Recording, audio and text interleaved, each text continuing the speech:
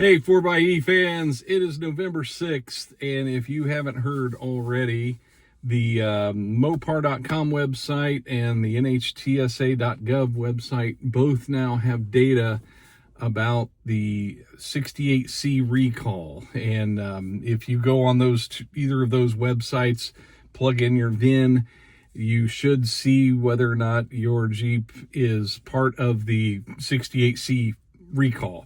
And now it's my understanding that basically all Jeeps are all 4xEs, I should say, are going to be a part of this recall. But I don't know that for sure. But there are a lot of people that are seeing that their Jeep is now on the list, and it's populated in those two websites. There are people out of the country that are not seeing that happen. I just imagine it takes a while for all that to happen. But this all occurred during the course of the day today. I actually worked overnight, and I was up around 3 in the morning and checked it real quick, and it wasn't in there. But my Jeep is in there on both websites now. Does not show up in the Jeep app. So that's not up to date for some reason. But just know that if your Jeep is a 4xE of any kind, it's probably on the list. And just go in there and check that. And if it's not, I wouldn't count that off as being, well, I'm not on the recall. I would go back there and check in another couple days and double check to make sure that you're in the free and clear. But I honestly, I don't think any 4xEs are going to not be on this list. Now, there's also something interesting in the language on the when you go to the website and you're looking at your Jeep. There's some interesting language in there about how an unlimited mileage and time warranty is going to be extended to anyone who has the issue associated with this recall. I don't know if that means when you're doing the recall, if your battery tests bad, then the warranty applies. And I don't know if it means like for the rest of the existence of these vehicles, if this particular issue comes up with, and when I say this particular issue, the risk of a fire, then the battery would be covered. I don't know what that means, and I'm having trouble finding any information to like really explain what that means. But that's the first time they have ever used the term unlimited warranty. And I would say that has everything to do with this being the third and really technically fourth recall that is related to this update. So it sounds like there's going to be a software flash or an update or something, and then they'll replace the battery at the time of recall if it fails. But if you've been around, you know this is the third time that this has been how this goes.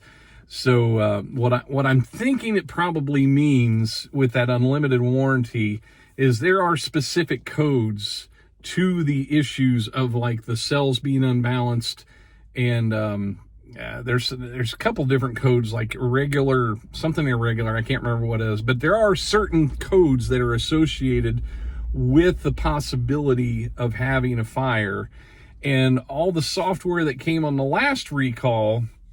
What we found out, there was B9A and then 95B, and what we found out after the second recall was that if the system detects those codes, it's not that it just puts up a check engine like it was the first time. After the second recall, the system kind of shuts down around the battery, and you're kind of left in a limp mode with only the gas engine to provide propulsion.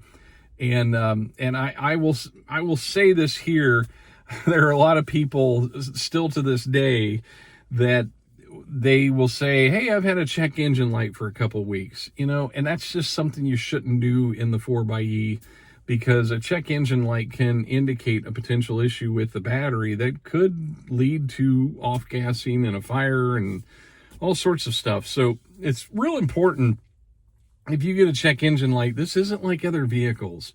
I kind of feel like there's a question of the engineering behind just giving a check engine light if the system has the potential to have a fire.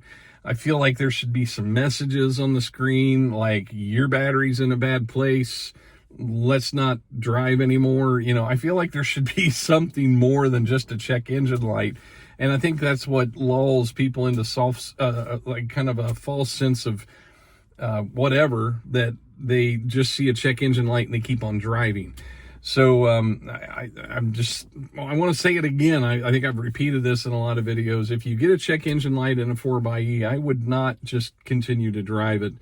But definitely, if there are still people out there that have not gotten the last recalls done, and I think you're literally risking some issue there. And I would encourage anybody who sees this video, if you have any outstanding recalls, go and get those done, because the Jeep has no way of notifying you. If you haven't had B9A and 95B, it has no way of notifying you if that battery is having an issue.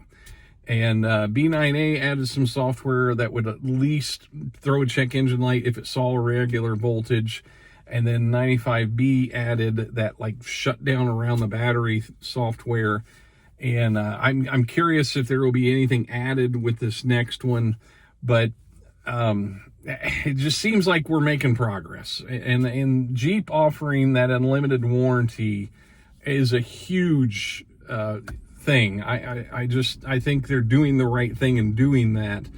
And so let's hope that plays out well. And you know, what I don't know is if that issue will only cover if you trigger one of those trouble indicators that that the Jeep could have a potential fire. I don't think it's going to cover degradation, but what we have found is that point between you know, when you can see that there's degradation happening, and that point where it throws a code that says, hey, this battery is not in good shape, it doesn't take very long. So I don't think we have a lot to worry about. And I have a lot of confidence in keeping my Jeep long term, which I didn't have over the past couple of months. I've been really kind of concerned about running up the miles on this. And now with what they have offered, I hope it's what I think it is. And that is if we trigger these codes that indicate that the battery could be a potential fire risk, that they will go ahead and replace it down the road. So we're going to have to see about that. We're going to have to learn more about that. But definitely, if you own a Grand Cherokee 4xe or a Wrangler 4xe, or you have friends that you know have those, definitely go check your recalls. If you have old ones still outstanding, get it done. As far as 68C goes, there is no remedy yet, but the list has been populated in the Mopar.com website and the NHTSA website. And so you can at least see if you're on the list. And if you're on the list, of course, what they're recommending is do not charge it and park it away from structures. Don't put it in your garage. I know not everybody likes that idea. And here's a thing that people say a lot. Well, it's been fine all this time. Why should I stop charging now? And that seems like a logical statement, but let me just say that every Jeep that has had a fire has ran just fine until it didn't anymore. They've run just fine until they burned up. So just know that there have been cases like that where people's Jeeps are fine, they drive them home, they plug them in, and then all of a sudden there's a fire. So don't kid yourself that if it's run all this time and it's been fine, so I'll just continue to do it. That's just not really good, sound, logical thinking. And so what I would encourage anybody to park it away from your house and to not charge it until this is all over. And yeah, that's where things stand as of right now. Hope you're doing well. Hope everybody's safe. Thank you for being a part of this channel. This has been a lot of fun over the past few years, and I just appreciate every one of you that have subscribed and been a part of this. Take care.